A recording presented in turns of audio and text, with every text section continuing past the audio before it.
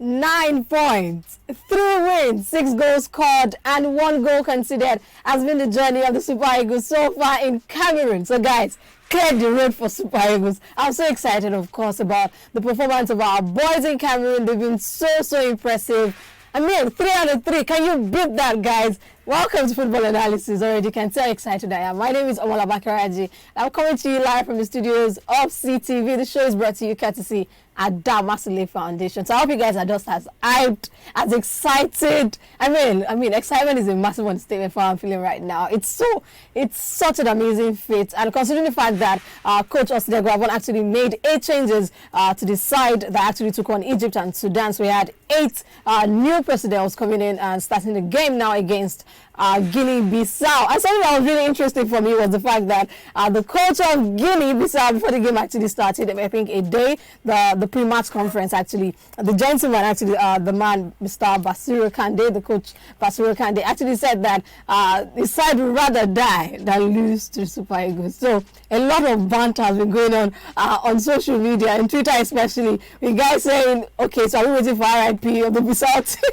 or something? But of course not. Football, no violence. We wish our opponents all the best, really. I mean, we are the giants of Africa for a reason, so you can't come and be disrespecting us like that. I'm talking about the personnel and the new guys that actually came into the side. I mean, you had Sadiq Umar actually starting. The only 3 people who were actually the starters so far, at least our game against Egypt and Sudan, were Kelechi Iheanacho, William Troost Ekong, and Wilfred Onye Ndidi, so making it 3. And then the 8 new additions: Sadiq Umar coming in there, Ejuke also there, Nwankali, Jamilu Collins, Tyrone Eboyi, Shemi Ajayi, and Alex Iwobi, as well as the goalkeeping department with Francis Uzo coming in. So I mean, it was so good. It was so good seeing that. It wasn't such a dominating performance, if I actually might add, because I had moments there where I felt like the Eagles could have, I don't know, be better, be more clinical in front of goal. But let's talk about that first goal now.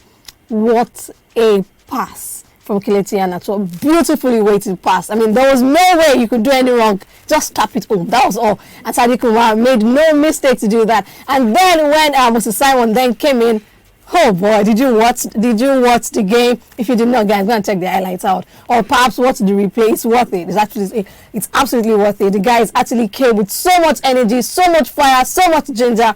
So guys, I'm not doing this alone. Okay, I'm doing the show together with you. All right, so it's myself and you. So guys, send me your reactions, your thoughts on the games you saw across different leagues. So right now, though, I'm talking about the AFCON. We're focusing on home, right? I'm talking on the AFCON right now, Nigeria's performance. The round of 16, the team that have qualified from Group A to D has been sorted. No, nothing else can happen there. But Group E and F, of course, we're still looking for more to happen. What will be changing? Who perhaps will be qualifying? Who perhaps will sneak their way in? And all of that good stuff. So your reactions about the team, about the action, Team Nigeria, what you saw against Egypt, what you saw against Sudan. Have you seen growth? Have you seen improvement? The fact that we had 8 new players coming in yesterday, personally, the guys who actually impressed me.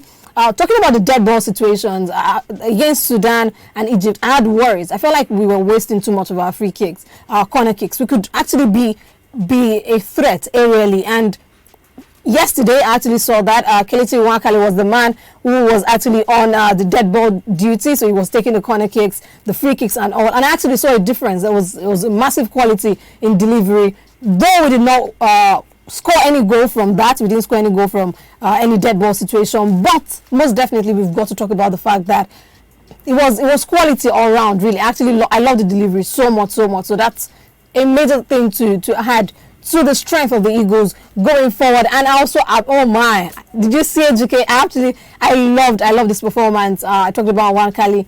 Alex Iwobi did show spots and sparks of massive creativity. Yeah, I actually saw a couple of through balls here and there. It could be better, absolutely. We're expecting more, right, really, for even all of the guys that came through, because they all did come through. William Troost Ekong winning the man of the match.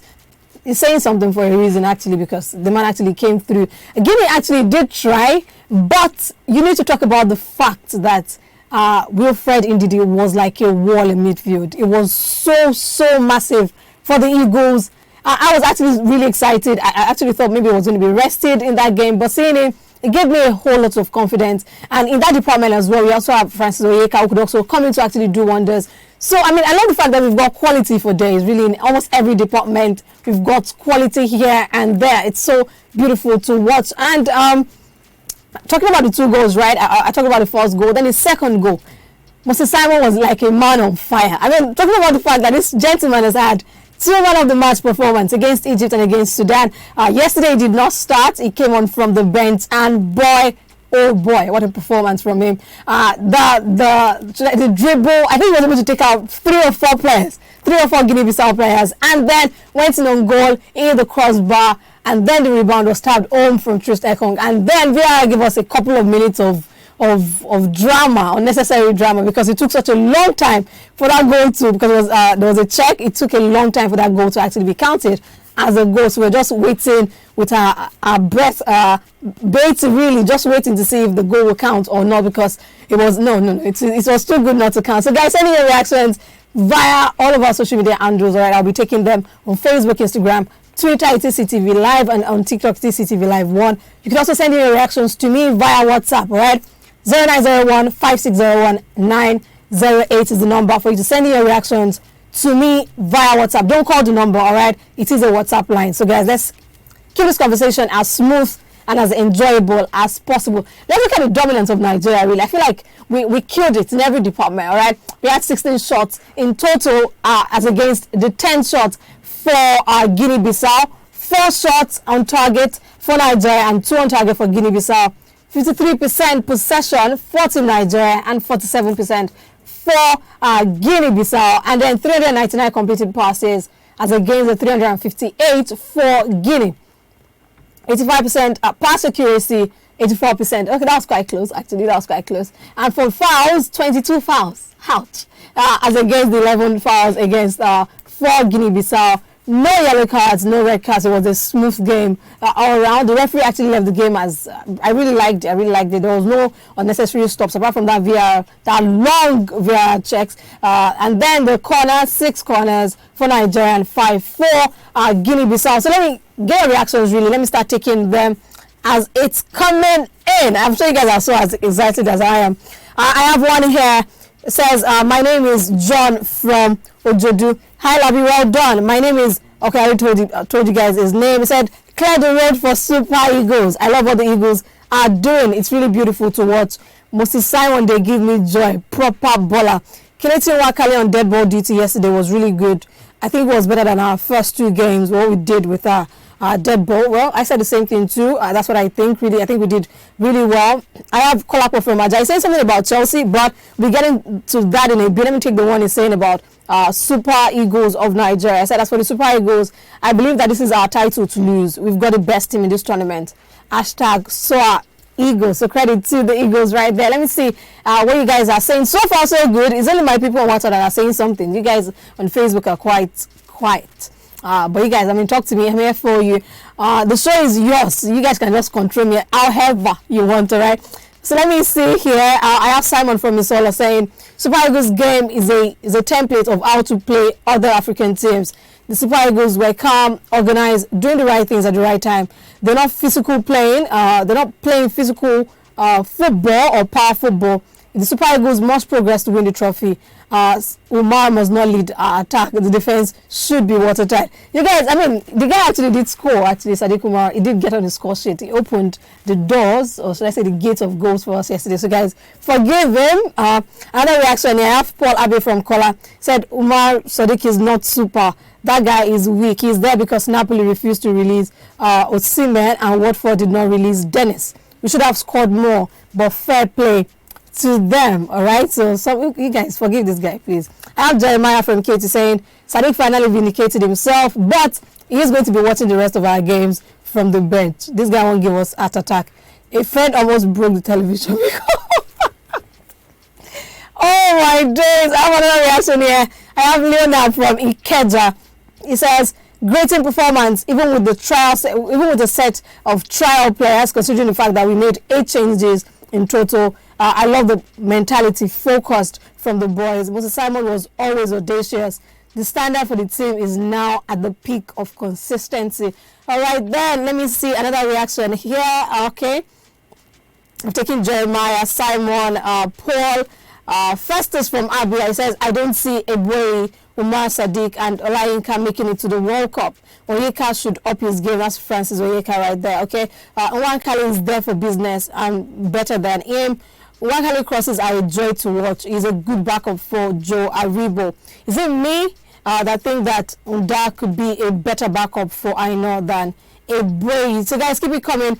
Let's talk about the other teams, of course. It's not only Nigeria that are in the AFCON for crying out loud, but of course we have to rep our own. You get it? Talking about the teams that have qualified and the teams that have packed their one in their bags and have gone home. And not many people, I didn't see or expect so much from Team Ghana because of the way the preparation and the kind of drama that we saw them qualifying for the AFCON properly. But I never thought that Comoros were actually going to get the better of Ghana.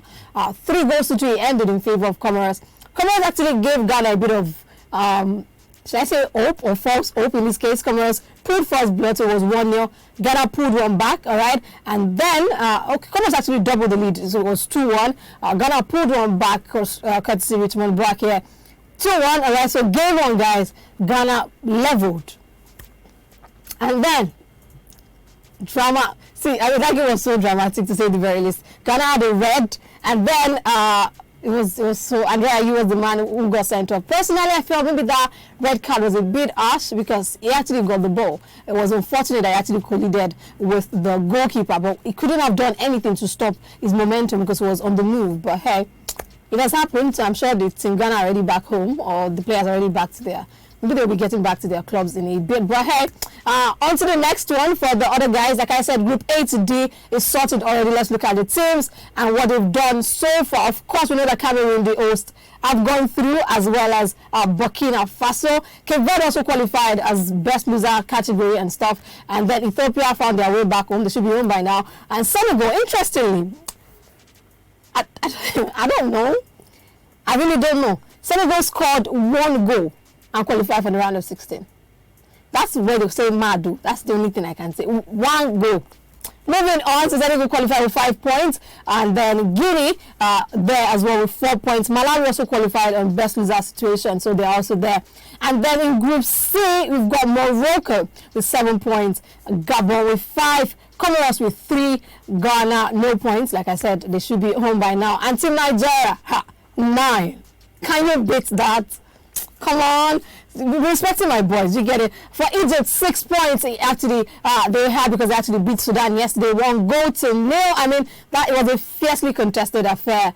Sudan actually troubled Egypt, but hey, Egypt were able to eventually pull through. Mohamed Abdul, what's his name now? Abdul Monem actually was the man who got on the score sheet.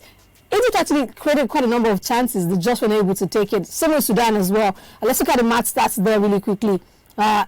Egypt with 12 shots in total, 4 on target, and then we had Sudan with 8 shots and 1 on target. So, I mean, the better team actually took it. Let's move on now to other games really quickly. A quick rundown for the round of 16 matchups, the ones that are already confirmed so far. We've got Burkina Faso taking on Gabon. We've got Senegal taking on Cape Verde, and Morocco taking on Malawi. We're waiting to see who the Super Eagles of Nigeria will be facing. But I think my boys will handle it. Is Odeshi. Let's move on to Group E now. All right. Ivory Coast, I mean, they play today, tomorrow. Group E and F, we'll be seeing the games today, tomorrow, and stuff. So, okay, actually, all the games are today, beg your pardon. So, Sierra Leone, we're taking on Equatorial Guinea, and I expect drama in that place, really. Ivory Coast taking on Algeria. Algeria just still might qualify. We know they are the reigning champions right now, who just might be unseated or stuff. But Gambia taking on Tunisia, Mali taking on Mauritania. We'll be seeing who's going to be the victor and the vanquished in that particular one. Let's take a look at Group E and F as how it sits really quickly. So you have Ivory Coast with 4 points, Equatorial Guinea with 3, Sierra Leone with 2, Algeria with 1. Gambia 4 points, they are tied on points with Mali, and then you've got Tunisia with 3, Mauritania 0. So a lot of drama can still happen in that one. But hey, credit to anyone who actually does qualify. Let's move away now from AFCON. I mean, I can talk AFCON all day. I mean, I'm loving how the games are going out, how nobody is respecting anybody and all of that stuff. So moving on to the EPL. We had midweek action in EPL, and on Tuesday we had the stalemate specialist, Brighton and Hove Albion, Old Chelsea to a draw. 1-1 it actually ended. Chelsea actually scored. I mean, the goal for Chelsea came from Hakim Ziyech, a stunner of a goal. Be a beauty to say the very least. But Brighton were not having that one. They came to rain on Chelsea's parade. So 1-1. Chelsea had to settle for. Talking about the Blues right now, guys, what do you think is happening with Chelsea? What's going on? And it's the fact that they lost to City over the weekend, right? And then now moving on to Brighton. Things are not just going so well for them. 15 shots on target, 15 shots in total for Chelsea, 3 on target. 10 shots in total for Brighton and 2 on target. Chelsea right now with 44 points in third place, and they are 12 points behind Manchester City. It seems like the Man City are running away with the league though, that's what I think. Liverpool 11 points behind them with 45 points. Can you just give the league to Chelsea? But hey, the fact that it's the Premier League, drama can still surely happen. We've only played 23 games actually for Chelsea, and a couple of other teams will still have games in hand, 3 games in hand. United, same thing. Liverpool, same thing. So a lot can still happen, I guess. And maybe if Liverpool can perhaps cut the deficit. But I'm not holding our hopes. And then let's move on to the games that actually happened yesterday. Fireworks will be a massive understatement to the kind of drama that erupted at the King Power Stadium. Leicester City 2, Tottenham Hotspur 3. Drama everywhere you turn. Leicester City actually pulled first blood, so Leicester scored first. Leicester scored first. Patson Daka, the goal scorer for them, and then Harry Kane leveled. So it was 1-1. We're waiting where would the other shoe drop and stuff. James Maddison got himself on the score sheet as well, so it was 2-1. And then there was a change from Antonio Conte. Bergwijn came on and it was game on. This man scored 2 goals in 2 minutes. Like mad though. He actually got carded in the 94th minute when he came in. So 90 plus 5 he scored, 90 plus 7 he scored. So hey, Tottenham took it. 3 goals to 2. Interesting. And the fact that this game actually had consequence because it just might actually pick who is going to be going for European football or for Champions League football. Perhaps Tottenham right now are in 5th place, so it's not as if they're currently sitting in Champions League spots, but a lot can still surely go down. Like I mentioned, City in 1st place, Liverpool 2nd, Chelsea 3rd, West Ham in 4th, and Tottenham Hotspur in 5th. So a lot can still happen, and Tottenham has got quite a lot of games in hand. So I think we can. But games in hand does not mean points in hand. So let's see. Time tells, right? Let's see how it's going to be going. Let me take a couple of reactions. What you guys think about Chelsea, Liverpool, Leicester City. Let me talk about another game on the Premier League before I move on and start to take your reaction. Manchester United taking on Brentford at the Brentford Community Stadium. To say Brentford disappointed me would be a massive understatement. I was disappointed. But hey, credit to Rangnick's side because they should be excited. Anthony Elanga, the man who got his first Premier League goal, so he has to be excited. Absolutely, it's something really major. And then Mason Greenwood also getting on the score sheet. Marcus Rashford as well, with Bruno Fernandes having a brace of assists right there. So credit to Manchester United. Ivan Toney actually pulled one back for Brentford, but it was too little, too late. David De Gea really. That man is massive for Manchester United. With how many chances Brentford actually created the first 15 minutes of the game, you would expect that they actually do something. But no, Brentford, let me tell you the stats. I mean, sometimes they lie, but in this case, I think the stats actually tells the story of this particular game. You have 18 shots on target for Brentford. Beg your pardon, 18 shots in total, off and on target. And then you had 8 shots on target. And then you score 1. Moving on, Manchester United 13 shots in total with 5 on target, and then you scored 3. So it was a question of who was more clinical. The better side took it really. Let's look at where Brentford are on the table. I don't expect them to be in the relegation battle or anything at all, but they had every chance. So right now, Brentford has only won one game, 1-1. Okay, they've won 1 game out of 5. And that's saying a lot, considering the kind of momentum they actually started the Premier League with. Let's look at the action really at the bottom side. You have Burnley sitting comfortably in 20th place with 11 points to their name. Newcastle got 12 points. I don't know what the problem with Newcastle is. They seem to be playing well, but they just can't hold on. They've conceded 43 goals and scored 20. So that tells the story of why they're actually where they are. That's what I think. And then for Norwich City, Norwich actually did themselves a world of good by beating Everton 2-1. And I mean, we're going to be having action, not which will be taking on Everton, so it's the relegation battle. Let's see who's going to be taking it. Watford were held to a 1-1 draw. Actually held Newcastle to a 1-1 draw over the weekend. So now Watford taking on Norwich. Let's see who's taking it for you, the relegation battle and all of that stuff. So let me take a couple of reaction here from you guys. He said, my name is Ben from Surulere. The ref gave too much time for Tottenham. It should have ended the game after the kickoff for the second goal. I also have Joel from Lagos Island. What a good game of football. This is why we love the Premier League. I'm thinking you're talking about the Leicester Tottenham one. It's a lapse of concentration from Leicester City. I mean, how do you concede 2 goals on the last minute? Come on, man. I have Joe T from Ogun State. So this is not good news for Arsenal and Chelsea fans. Yeah, Tottenham are breathing down your necks, guys. I don't include Manchester United because we all know this season they will end up in 6th or 7th place. Are you sure about that? Are you sure? Let's now move on. I have Tayo from Ikeja. Said the highlight for me was Ronaldo being consoled by Ragnick after he got subbed off. It was like a mother consoling a son after the candy was stolen. FYI, Bruno is back with a bang. It seems like so. I mean, a brace of assist for the man. I have Frank from Old Trafford. Are you saying? Interesting. How is Old Trafford today? I said good performance from Manchester United, who dominated the match from start to finish. Did they really? Did they? Was it the same game we saw? Brentford actually did do their bit, but they just were not clinical enough. We have to continue like this and win other matches. Yeah, he is a Manchester United man. I have Anonymous. Tell us your name, man. Tell us your name. Anonymous is tackling Frank right here. He says, it's obvious you did not see the game. You only saw the scoreline. Okay, don't be angry. He did not mean to offend you. I have Ikene from Abia. Said McTominay, one game, turns to Prime Zidane. Next game, plays like Lee Cattermole. All these subs are not necessary. It's not. But actually, McTominay was really huge, really impressive for United yesterday. Actually, the midfield, actually, Diego Dallo as well, really fantastic. I have Goodness from Aja. Said, not convincing enough. No wonder we're only playing one half better. Right after Ralph took over, if he demands much from these lads to win both halves with such great performance. So I'm assuming Goodness is a Manchester United fan.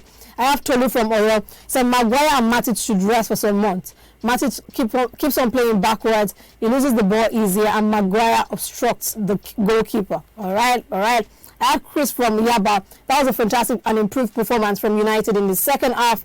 All of the goal scorers are academy graduates, so credit to Manchester United right there. Scott is saying something about AFCON. Let me see if I can quickly take that one because I'm enjoying talking about AFCON right now.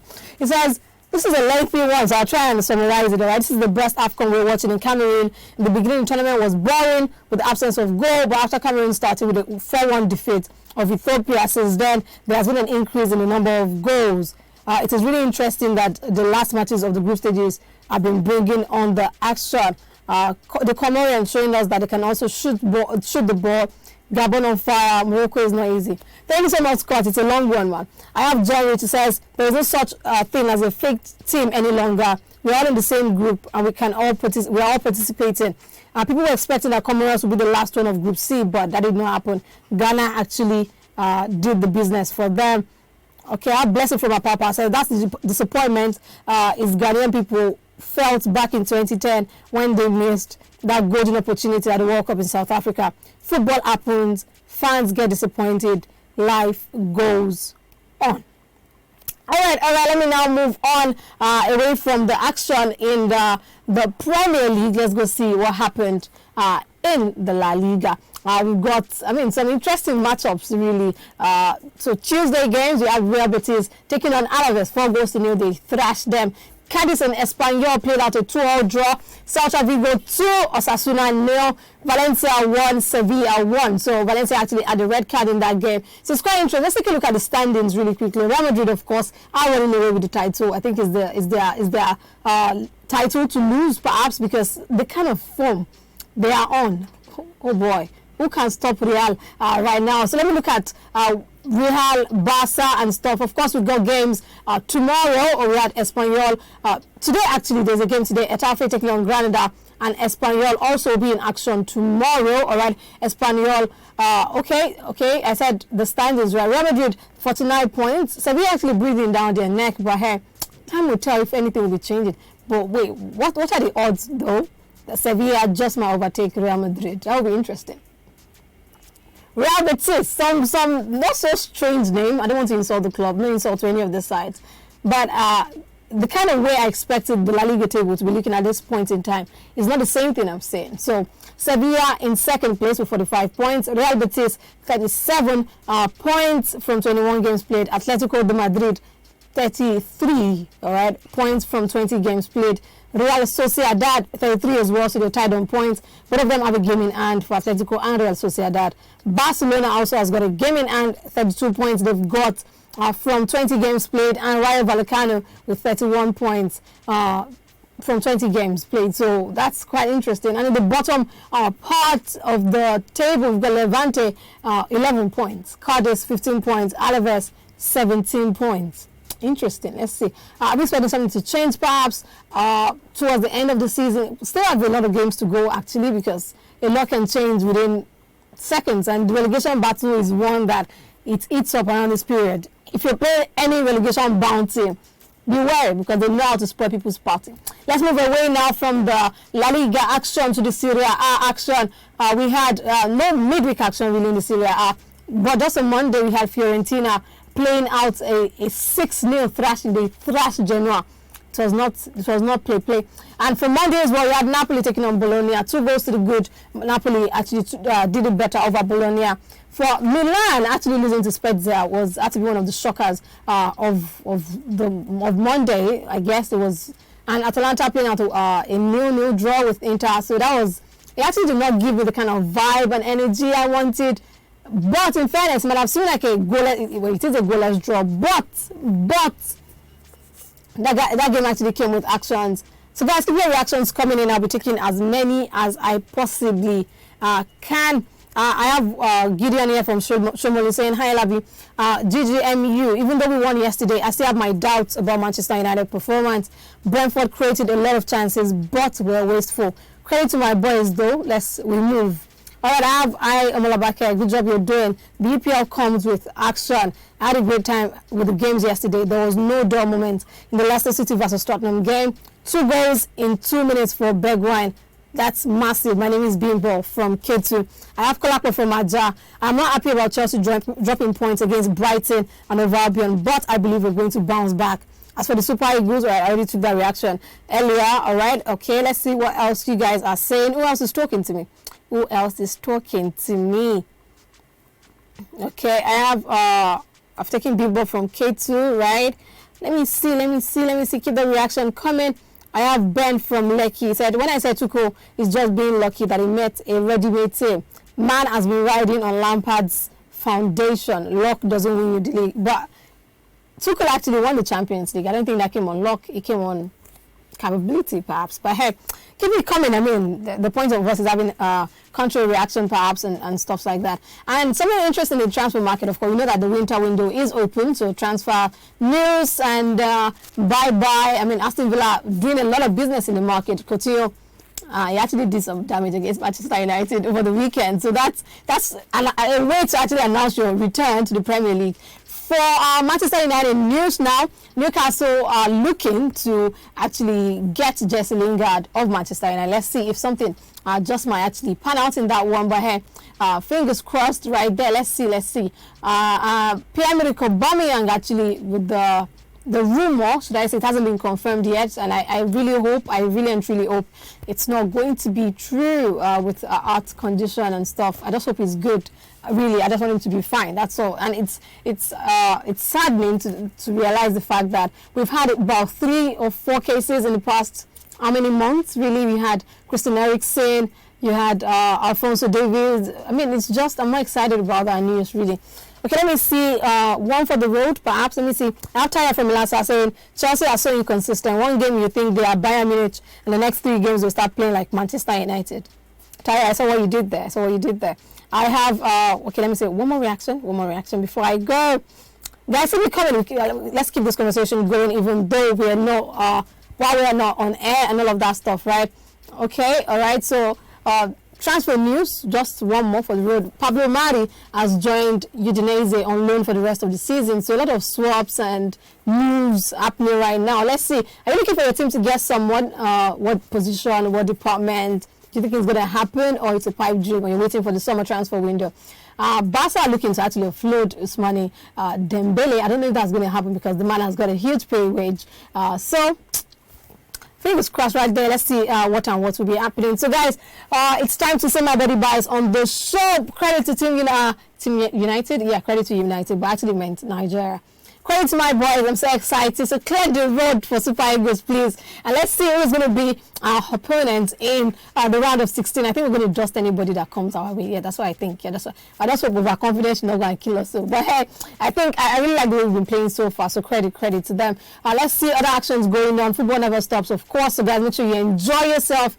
Experience football, like I normally say. Life is way too short not to experience football. Till I come your way again, I'm your own girl. Omla Bakaraji is my name. So let's keep this conversation going, all right, on our different social media platforms. Make sure you stay safe. COVID is still here, unfortunately, so be responsible. Wash your hands properly. This is not the time to be shaking hands, really. Yeah, it is. Don't stress. Okay, I'm not going to answer you anyway.